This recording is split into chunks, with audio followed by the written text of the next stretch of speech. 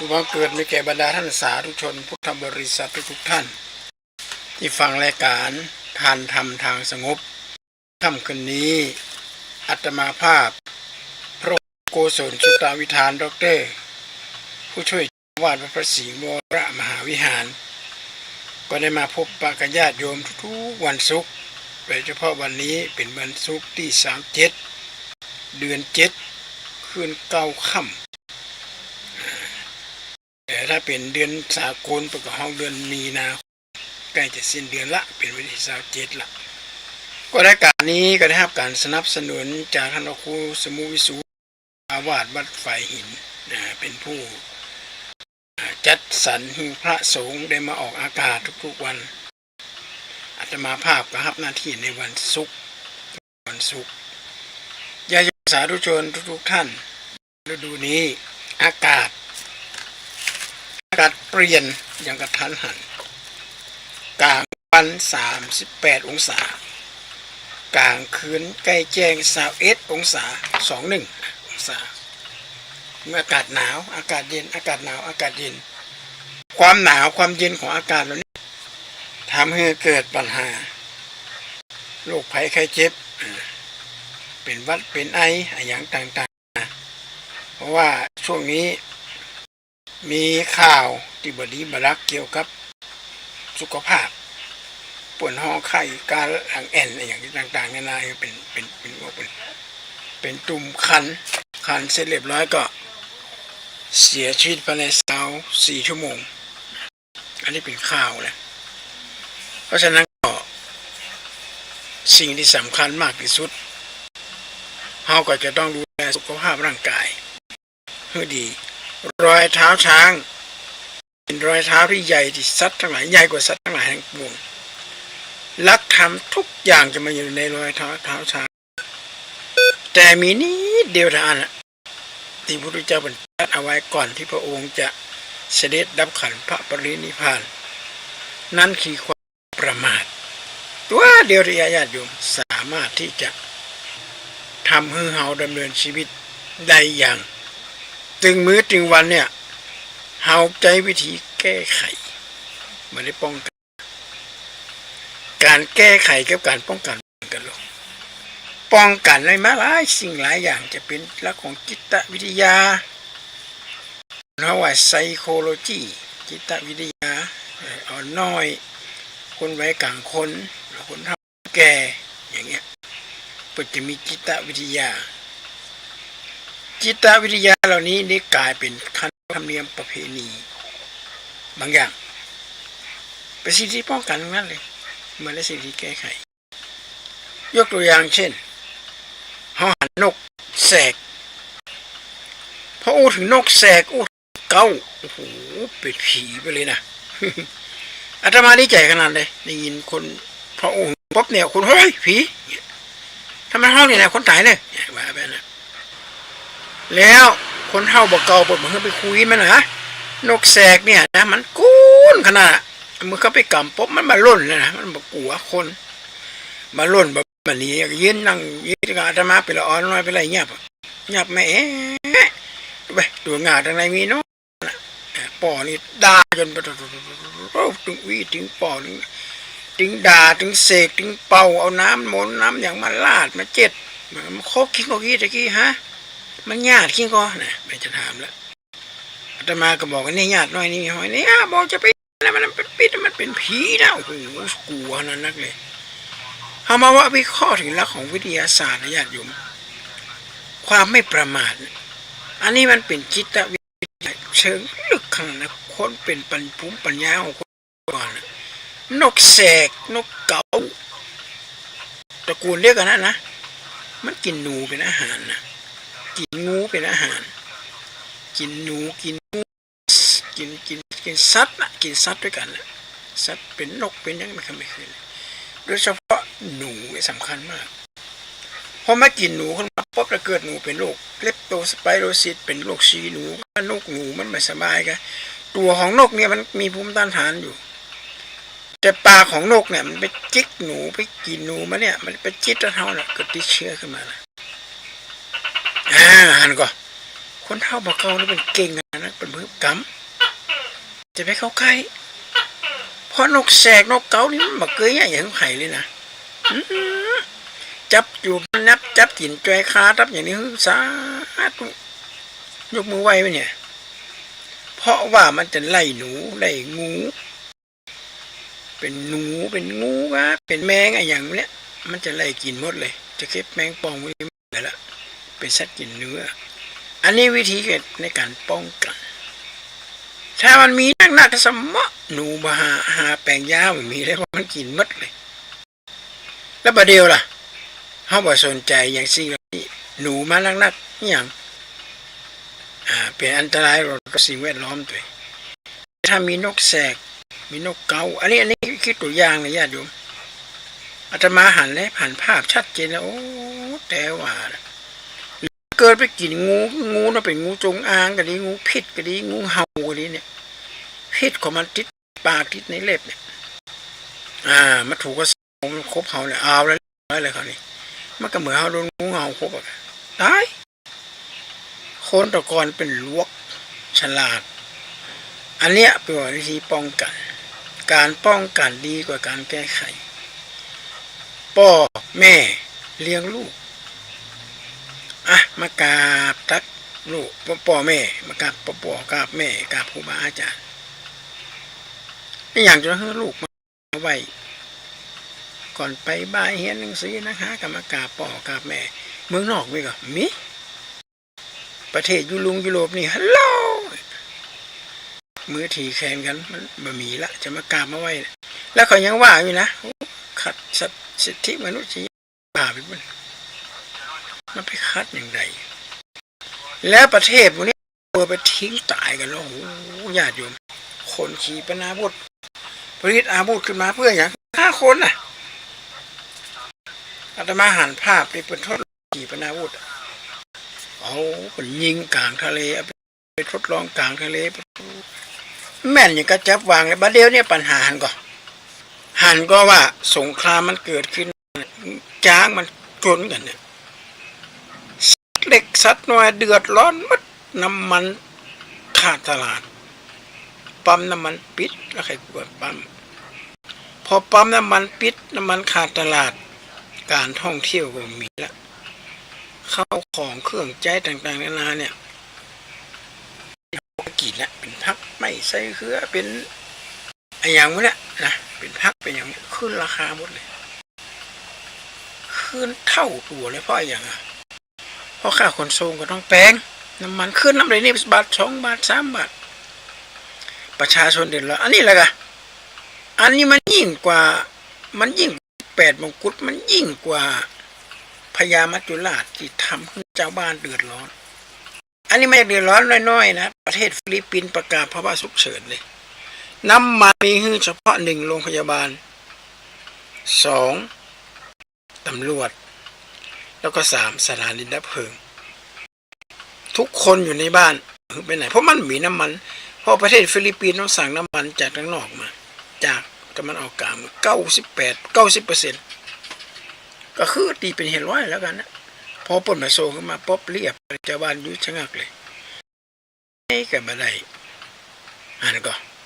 วิธีป้องกันมาให้มันเกิดปัญหามาเกิดสงครามนี่ก็คือเคารพนอบน้อมสอนตั้งแต่น้อยๆหูจักศีลหูจักธรรมหูจักเดือดร้อนของ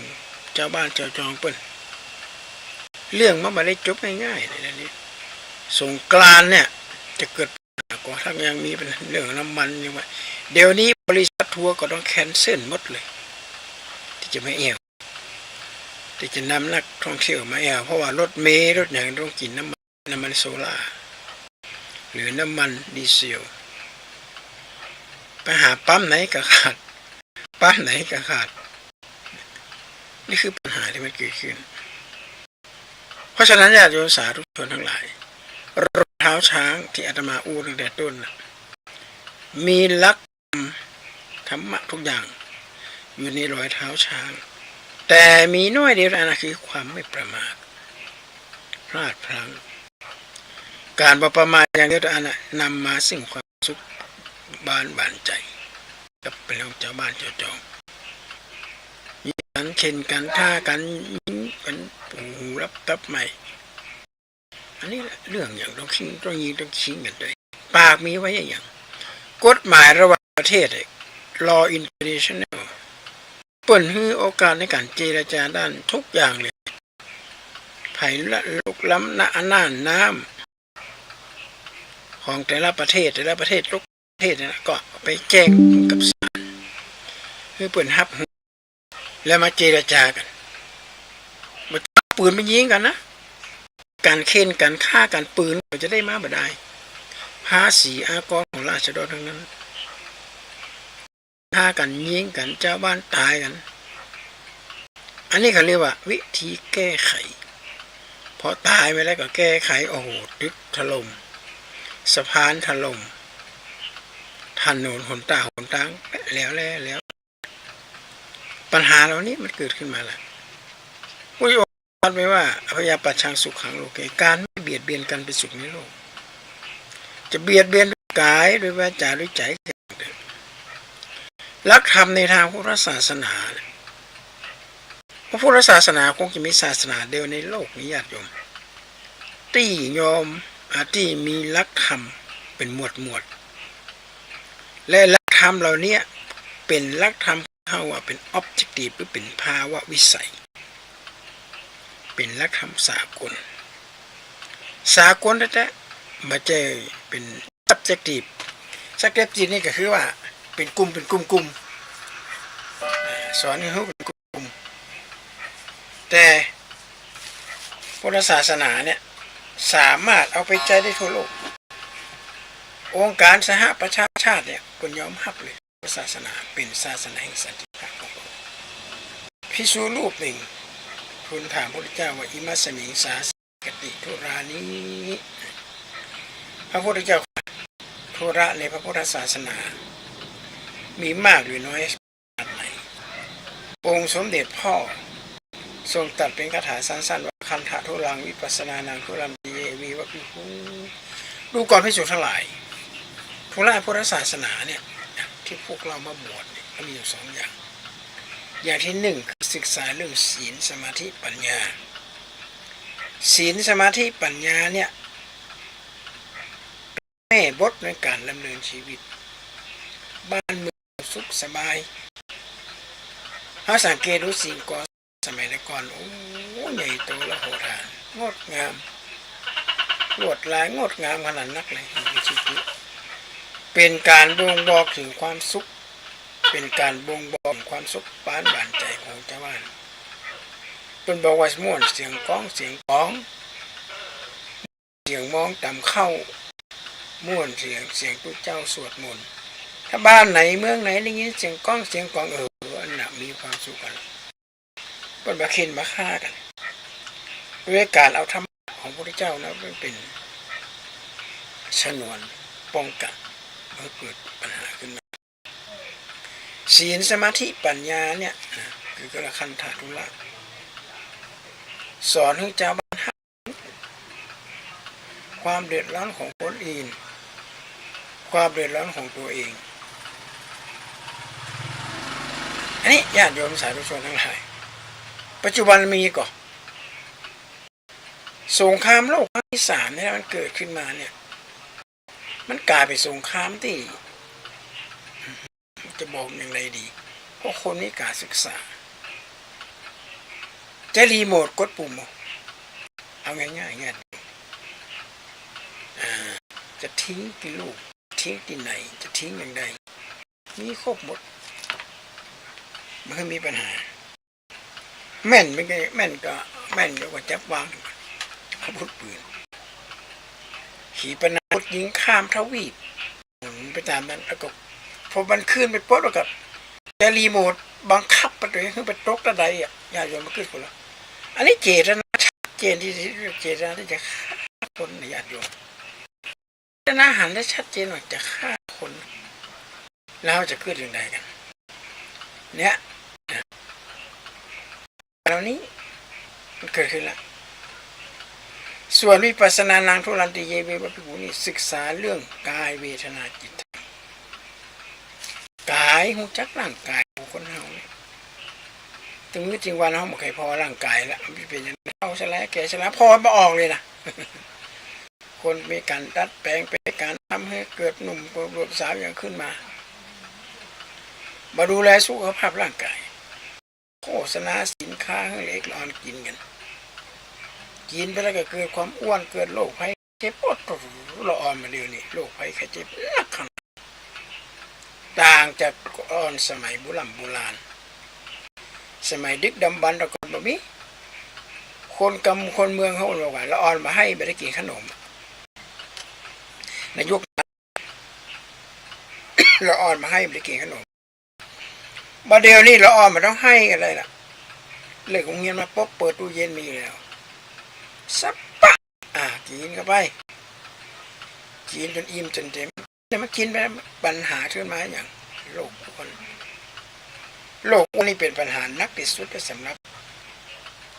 พอมาได้อ้วนในลดไปลงเลยเขาเนี่ยไอ้อย่างที่มันไม่เกิดอ้วนอ่ะก็เพราะกินนักกันไปวันนี้พวกโดยที่ลูกมันต้องไปห้องหาสมัยอาตมาตอนน้อยเนี่ยหันไปขายทุเรียนหันไปขายขนมอย่างนี้โอ้ยลืมน้ำลายแล้วมากล้ากินมากล้าขอจะเป็นถ้าขออะไรไปจะถามแล้วไม่กินยังเข้าก็กินแล้วเหรอบัดเดี๋ยวนี้มาได้ละลูกจะกินยังบอกแม่มะกินเปิดห้องว่าเลี้ยงลูกแบบสปอยแล้วละอ่อนเลยกลายเป็นโรคภัยไข้เจ็บแบบแปลกๆนะญาติโยมเป็นโรคซึมเศร้าของละอ่อนเป็นเบาหวานก็มีนะญาติโยมละอ่อนเป็นโรคเกาต์ก็มีเป็นเบาหวานเป็นมะเร็งเป็นโรคตับเป็นโรคไตโอ้ไปแอลโหไปเยี่ยมไข้โรงพยาบาลเป็นผู้สูอาสาเยี่ยมไข้โอ้โหคนไข้คนป่วยสิ่งอายุก็บันนักนะอันนี้คือเยาวชนนั่นนะอันนี้คืออนาคตของชาติภายที่มีลูกมีหลานมีอย่างนี้ต้องระมัดระวังเรื่องนี้ต้องชี้แจงละอ่อนของฟังกันว่าโรคภัยไข้เจ็บบัดเดี๋ยวนี้มันบ่เหมือนแต่ก่อนมันมีเป็นอย่างเล็กอย่างน้อยนี่มนน้ำมากินก็หายละพอท่อบัดเดี๋ยวเนี่ยโอ้โหอาการเอาห่างเหินจากการอบรมว่าการศึกษามันผิดพลาดการศึกษานี่ออกนอกระบบบ่มีหลักธรรมะบ่มีประวัติศาสตร์บ่มีหลักธรรมในพุทธศาสนามุ่งเน้นไปทางปุ้นวิทยาศาสตร์คณิตศาสตร์มุ่งไปทางนั้นกำแสวงหากำไรกันต่างๆกันาแล้วมุ่งเน้นไปที่แหละพบพ่อแม่เป็นคนชะตาชีวิตน่ากลัวขยะโยมคนสมัยโบราณเนี่ยถึงแม้ว่าเปิดจบปริญญาบ่มีการศึกษาบ่ได้ห้ำได้เฮียนเหมือนคนสมัยนี้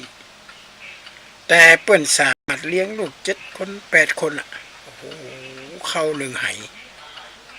เข้าไหใหญ่ๆเลยอันนึงอาตมาอยู่ภาพยังจำได้อยู่ลูก7 คนวันหนึ่งเข้าสุกก็ต้องควนเข้านี่นะแล้วก็กินข้าวกินอย่างกันมีปัญหาบ่มีเรื่องราวยังเกิดขึ้นละ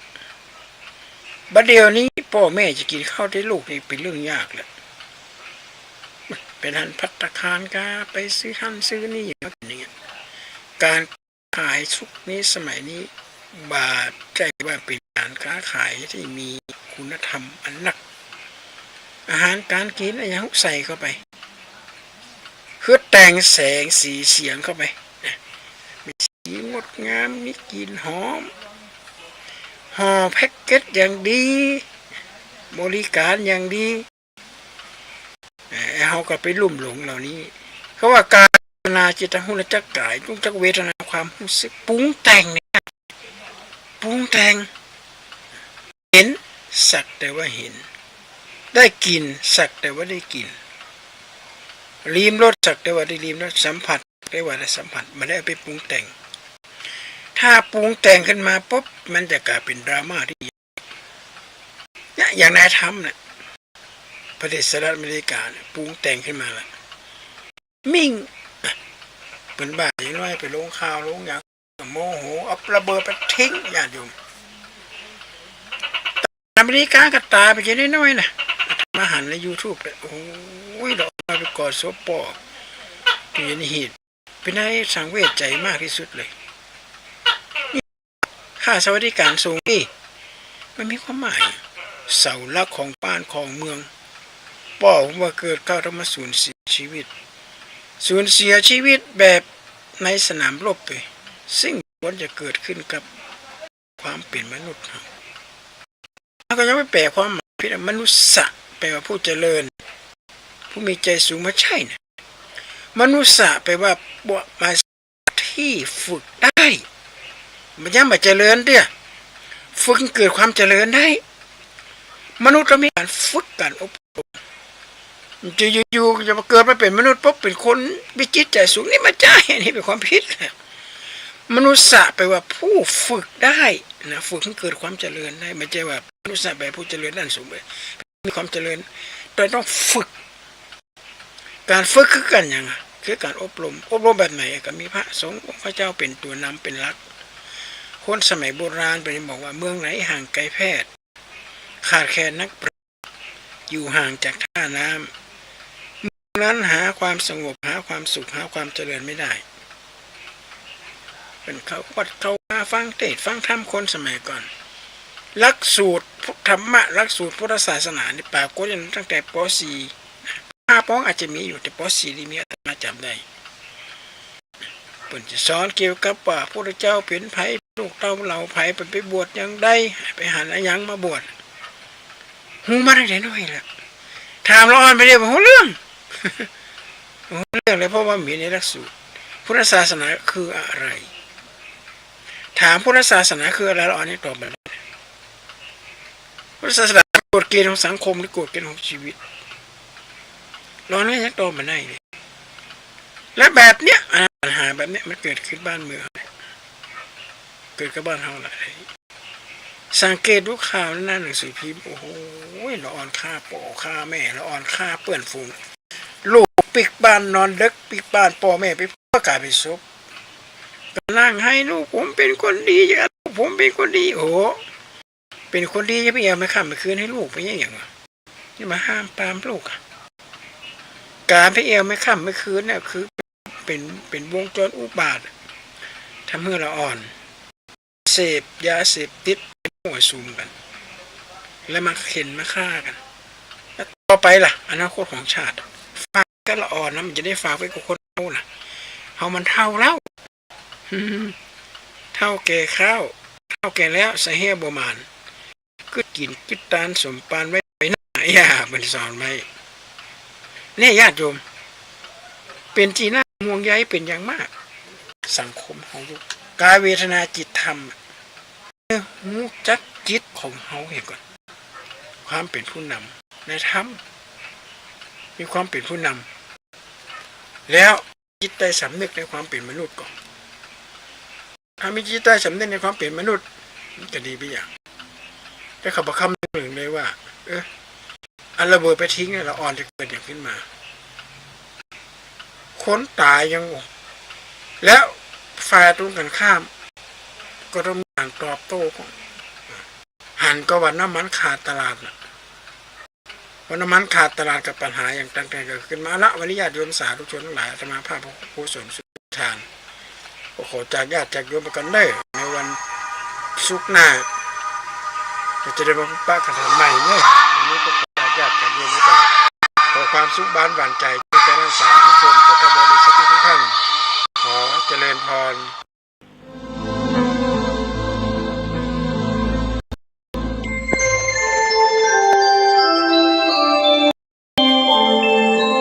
ขณะนี้ท่านกำลังฟัง